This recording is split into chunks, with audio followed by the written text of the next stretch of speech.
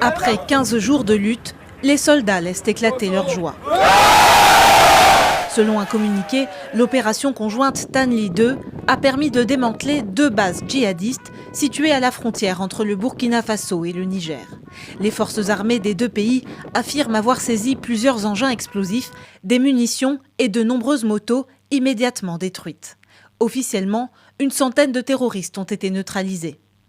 Nous avons déploré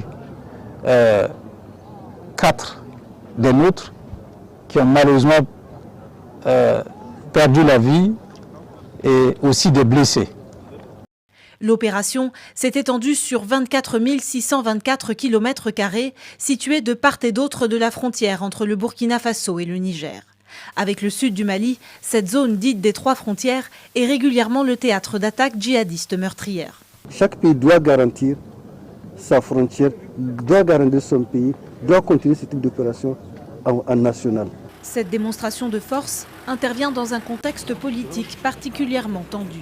Il était impérieusement nécessaire d'envoyer un message. Je signalais à l'instant la fragilité du pouvoir, notamment du président Kaboré au Burkina Faso. On sait que voilà quelques jours, c'était mercredi, il a tout simplement congédié son gouvernement. Il va changer de Premier ministre et c'est une riposte, en tout cas politique, et un message qu'il adresse à son opinion publique.